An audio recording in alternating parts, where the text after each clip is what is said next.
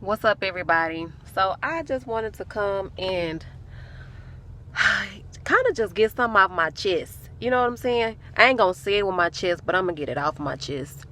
So I hope everybody's doing well on this clear skied, white clouds, hot as ever day. I'm in Texas, so it's hot as fish grease out here, y'all. But all is well. I'm alive and I'm healthy, and my family is too. So it's all good over here.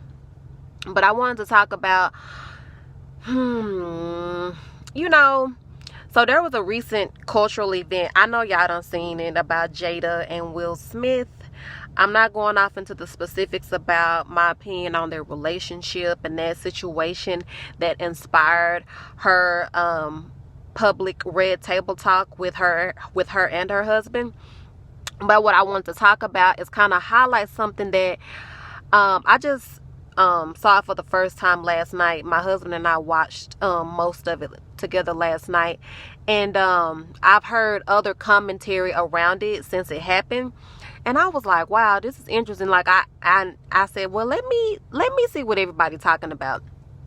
And so it was interesting because she talked about how that she was broken, at one point, and that she had to heal, and that at one point she was emotionally immature and emotionally insecure. And that really struck me because these are multi-millionaires. These people do not want for anything. In this time that we're living in now, they got all the resources in the world at their fingertips, because they've done well for themselves financially.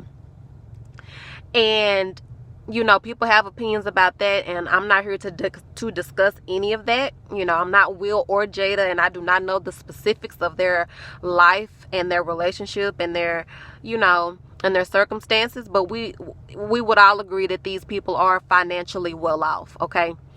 But yet she still had to go to a place of healing emotionally, and that's what I want to talk about, because these days people are falling into very specific buckets, right? These are three things that really be on people's mind. Financial well-being, emotional well-being, and mental well-being, and physical well-being too, from a health perspective, for sure. And I'm not here to talk about the financial perspective, and I'm not here to talk about the physical health perspective. I want to talk about the emotional and mental perspective. Because from the outside looking in, we would think that, some people understand that people are going to be people no matter how much money that they have. But this woman went on a public platform to really show her humanness, and really speak to the journey piece that we all must take no matter what our financial circumstances are, And I think that that's important because people are really dealing with things these days. Financial people fall on a spectrum with that. I'm not convinced that everybody is doing so bad, and I'm not also convinced that everybody is doing so good. It is what it is. Everybody's circumstance, is very specific to what they have going on. And emotional and mental health, I think, is something that we really want to up the ante on, because people are dealing with anxiety, because they can't control some of the circumstances that they're facing right now. People are facing stress, not only physical stress, but mental and emotional stress. And I've recently posted, I think, like 6 videos on my YouTube page. It's called Cobb RE Services. But I've posted 6 videos where I've began to share my own journey of healing, from an emotional and mental perspective. And I'm going to be honest, the views on my videos are mediocre right now, And I understand that, really facing your demons, really, going into an internal place and to really figure out what's going on from the inside is not an easy thing, and I don't always feel good. And that's what Jada Pinkett Smith did. She really went to a place of sharing, a very dark place in her life, beyond her, how what the circumstance did, you know, between her and her husband, but she more or less spoke to her own journey of having to heal herself from the inside, you know, and really finding her own happiness. And a lot of people find themselves right now unhappy, angry, furious, frustrated, you know, and they have the right to have, you know, to feel how they feel, because everybody's experience is unique to them. But what I want to say is, it is necessary for us to take a closer look at our emotional patterns. You know, how do we feel day to day? Because our emotions is really creating our realities, you know. And like I said, it's just kind of easy to turn on, you know, the Real Housewives, or binge watch something on Netflix or Hulu. And I'm not against none of that. And, you know, to each his own, because I still entertain, I still dibble and dabble. You know, I got a Hulu account, I got Amazon Prime Video, you know, I pay Time Warner Cable a good piece of change each month, you know, for cable for my household. So I'm not against any of that. I want to more or less speak to that. My ask would be is, how are you doing mentally? How are you doing emotionally? You know what I'm saying? What are you doing in order to take care of yourself from that perspective? You know, because in the sense of finances, some would argue that you can fix that, you know, fairly quickly. You know, you can manifest money. You can always earn money. But what about your mental health? And what about your emotional health? You know, and I started sharing this type of content. I originally started sharing content around wholesale and real estate, because that is a business model that I have proven to work personally, and really wanted to share, because when you take this journey of freedom in general, whether it's financial freedom, time freedom, whatever freedom journey that you're on, you know, usually finances is a part of it. And I share on my YouTube page, Cobb RE Services, about the step-by-step process of how to wholesale real estate, because that is an avenue, if you will, for you to create, you know, financial freedom, to create extra income for you and your family. But I realized, like, wow, if you don't take care of yourself mentally, if you really don't grow in your mental space, how in the world can you grow in any other area of your life? You know what I mean? Especially financially. And so that kind of sparked my interest in really sharing my mental and emotional journey, and just some of the things that I've learned along the way, and hoping that, you know, it can help somebody else. You know, I'm not an expert. I'm not a guru. You know, I just want to make that very clear. I'm just a person who cares enough, because I had people who cared about me. Dr. Joe Dispenza, Dr. Bruce Lipton. I have a YouTuber that I follow for years, and I consider her a mentor. Her name is Wences.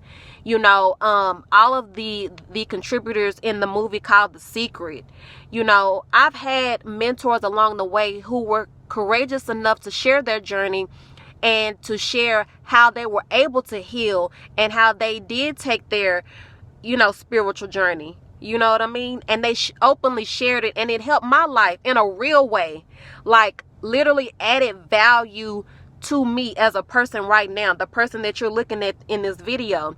And so I wanted to be a contributor to that as well, because in my opinion, if it's just one person, you know, that I'm able to help through me sharing my journey and some of the things that's helped me along the way, I want to do just that, because they did that for me, you know, and it was free 99.